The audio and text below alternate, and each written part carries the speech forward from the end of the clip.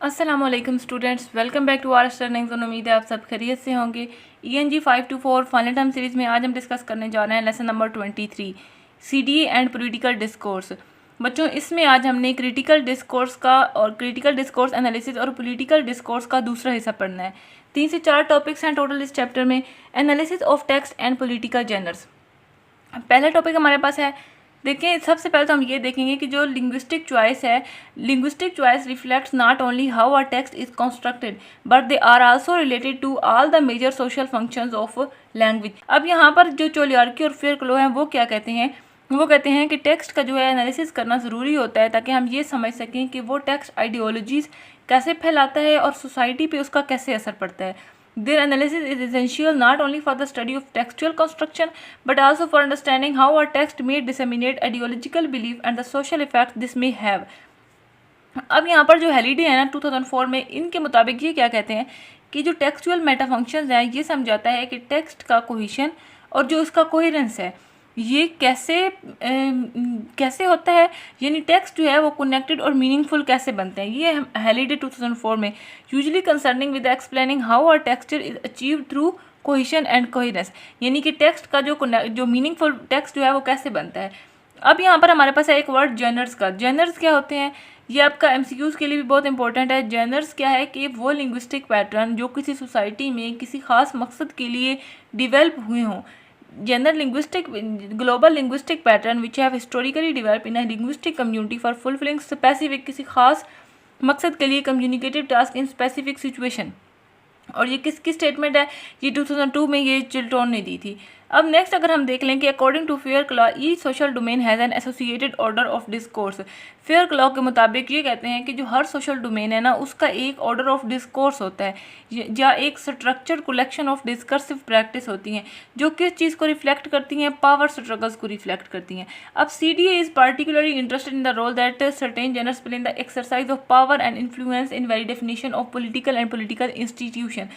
यहाँ पर देख लें कि जो CDS का है वो उसका जो मेन फोकस है वो किस चीज़ पर है, वो ये देखने पे है कि कुछ जेंडर्स जो हैं वो पावर्स और इन्फ्लुएंस में कैसे रोल प्ले करते हैं। नेक्स्ट अगर यहाँ पर हम एग्जांपल्स दी हुई हैं, Barack Obama yes we can speech, ये कब हुआ था, इनटू सॉन्ग में 2008 में हुआ था, और फिलार्डो की ये स्टेटमेंट है। ये दोनों अपने एग्जांपल्स एक नज़र देख लेनी है। एनालिसिस ऑफ पॉलिटिकल आइडेंटिटी, अब इसमें हमने क्या पढ़ना है, जहाँ पर 2005 में जो चरादू है, क्या कैरादू या चरादू जो भी है, इसके मुताबिक क्या था कि पॉलिटिशियन की जो है वो आइडेंटिटी है वो किससे ज़्यादा पावरफुल है, वो मैनिफेस्टो से ज़्यादा पावरफुल है। और यहाँ पर हमने एक एग्जांपल दी हुई है लेबर पार्टी की। लेबर पार्टी की एग्जांपल अगर यहाँ पे हम देखें तो 1994 the reconstruction of party identity after 1994 से ना पार्टी ने अपनी आइडेंटिटी को नए तरीके से कंस्ट्रक्ट किया था और जो पुरानी नेगेटिव रिप्रेजेंटेशन से ना उससे वो दूरी बनाते गए थे, और जो नया ब्रांड था ना, मतलब एक नया ब्रांड जैसे होता है, नए ब्रांड की तरह उन्होंने अपने आप को रिप्रेजेंट किया था। यहाँ पर हमारे पास दो डिस्टिंक्ट हैं काउंटर स्ट्रेटजीज हैं, एक है अप्रोप्रिएशन और दूसरी है रेसिप्रोसेशन। ये नेक्स्ट हमारे पास टॉपिक है जी एनालिसिस ऑफ आइडियोलॉजिकल बिलीफ। पहली दो लाइन थी आपके पास MCQs के लिए हैं। यहाँ पर 2004 में क्या कहते हैं कि रिप्रेजेंटेशन जो है ना वो डिस्कोर्स का एक ऑब्वियस फंक्शन है। यही representation is one of the obvious function of discourse, ये चीज़ है यहाँ पर। अब जब पॉलिटिशियन बोलते हैं कि जब when politicians use languages they try to imbue their view of society, वो अपनी सोसाइटी की सोच को एक ऑब्जेक्टिव चेहरे में पेश करते हैं, जैसे कि यहाँ पर दिए हुए एविडेंस, ट्रुथ या अथॉरिटी। यहाँ पर हर्ट कहते हैं कि जब हम देखेंगे कि जो डिस्कोर्स है उसको लोग कैसे प्रोसेस करते हैं तो उस चीज़ के लिए हमें तो तब हम समझ सकेंगे कि आइडियोलॉजी का क्या असर होता है। यहाँ पर रिप्रेजेंटेशन को समझने के लिए ना यहाँ पर रिप्रेजेंटेशन को समझने के लिए दो इसने हर्ट ने ना चीज़ें इंपॉर्टेंट बताई थी। वो कौन कौन सी थी, एक था पर्सपेक्टिव और दूसरा था कॉन्टेक्स्ट, ये सेकेंडरी कॉन्टेक्स्ट। अब पर्सपेक्टिव ये है कि किसी एक व्यू पॉइंट को सामने लाया जाता है और उसमें आइडियोलॉजी कैसे बयान की गई है। और कॉन्टेक्स्ट हमारे पास सेकेंड है, it is the defined the construct of socio culture convention from which the online pragmatics processing of language takes its bearing. अब यहाँ पर हमारे पास ना कॉन्टेक्स्ट जो सेकंड है उसके 4 लेवल बताए गए हैं। वो 4 लेवल कौन से हैं, कोटेक्सचुअल है, और उसके बाद इंटरटेक्सचुअल है, डिस्कर्सिव रिलेशन है, और कॉन्टेक्स्ट ऑफ सिचुएशन है। ये आपने 4 याद रखने हैं। कॉन्टेक्स्ट क्या है ये याद रखना है, और कॉन्टेक्स्ट के कितने लेवल है, 4 हैं, और 4 कौन कौन से, ये चीज़ याद रखनी है। अब नेक्स्ट आप देख लें कि जो वेन डिजिक है ना, उसने हमें डिफरेंट नॉलेज की टाइप्स दी थी। अब वो कौन सी थी? Including personal, interpersonal groups, institutional, national. Personal, interpersonal, group, institutional, national, cultural. अब ये सब जो है ये मिल के मेंटल रिप्रेजेंटेशन बनाते हैं, ठीक है। अब नेक्स्ट हम देख लेते हैं कि जो पॉलिटिकल डिस्कोर्स है उसका मकसद क्या है। पॉलिटिकल डिस्कोर्स एम्फेसाइज्ड और डी एम्फेसाइज पॉलिटिकल एटीट्यूड्स। इसका मकसद ये है कि सपोर्ट लेना, पब्लिक ओपिनियन को मैनिपुलेट करना, उसके बाद पावर को जस्टिफाई करना।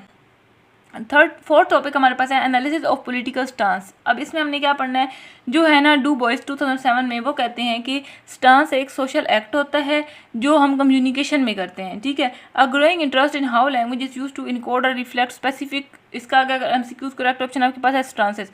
और अकॉर्डिंग टू डू बॉयस क्या है कि जो स्टांस है क्या चीज़ सोशल एक्ट है, एक स्टांस जो है वो सोशल एक्ट है, something we do through communication. यहाँ पर पॉलिटिकल स्टांस जो है, यहाँ हार्ट कहते हैं कि जो पॉलिटिकल स्टांस है ना वो है is arguably equivalent to evaluation. यहाँ पर स्टांस के 2 एलिमेंट दिए हुए हैं, एक है इवैल्यूएशन एंड मोडालिटी।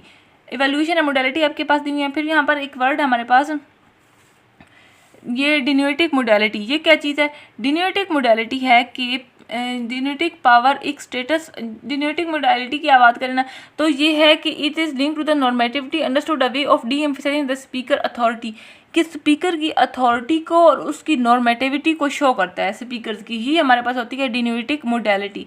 अब फेयर क्लब यहाँ पर क्या कहते हैं, ये कहते हैं कि interpersonal meta function become a status function which carries deontic power. जो डिनोएटिक पावर है ये एक स्टेटस फंक्शन बन जाता है जो ऑडियंस को रेगुलेट करता है। यहाँ पर कुछ हमारे पास दी हुई है। इफेक्ट है, एन इफेक्ट ऑफ पीडी क्या होता है? पीडी क्या है? पॉलिटिकल डिस्कोर्स है। सीडीए क्या है? क्रिटिकल डिस्कोर्स एनालिसिस है। इस तरह के जो वर्ड है ना ये आपने याद रखने हैं कि इनका मुखाफिफ क्या होता है। अब पीडीए में भी मैनिफेस्टेटेड इन द ऑडियंस रिएक्शन। यहाँ पर पीडीए का जो इफेक्ट है ना ये क्या है कि अक्सर जो ऑडियंस का रिएक्शन होता है ना वो सीडीएस स्टडीज़ में इग्नोर हो जाता है। ये चीज़ है निगलेक्टेड इन द सीडीएस। तो ये था जी हमारे पास आज का लेक्चर नंबर 23। इसमें अगर हम देख लें कि हमारे क्वेश्चन कौन कौन से, जो आपका सब्जेक्टिव है ना उसमें तो आपने जो भी ये इंपॉर्टेंट लाइन्स हाईलाइट हैं वो आपने कर लेनी है, और जो भी नेम लिखे हुए हैं कौन सी ईयर में हो क्या काम हुआ ये चीज़ें आपने दिमाग में रखनी है, क्योंकि इसी तरह के ट्रू फॉल्स में आते हैं। एमसीक्यूज़ की स्टेटमेंट्स भी इसी तरह आएंगी, बताई होगी स्टेटमेंट की ये किसकी स्टेटमेंट है, ये किसने कहा था, इस तरह का सारा कुछ होगा। और इस चैप्टर में ऐसा कुछ भी नहीं है।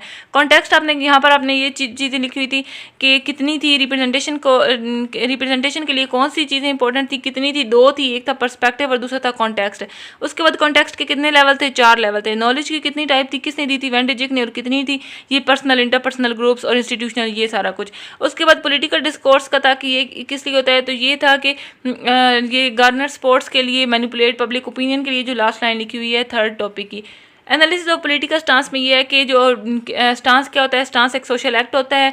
उसके बाद पॉलिटिकल स्टांस कौन सी चीज़ है जो इक्विवेलेंट टू एवैल्यूएशन होती है, political stance.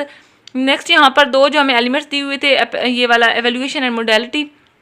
That's it for today's lesson on lecture 23. I hope everything is clear now. अगर फिर भी कोई कन्फ्यूजन है तो आप कमेंट बॉक्स में पूछ सकते हैं। चैनल को लाजमी सब्सक्राइब कर दें। मिलते हैं नेक्स्ट वीडियो में। मुझे अपनी दुआओं में याद रखिएगा। अल्लाह हाफिज़।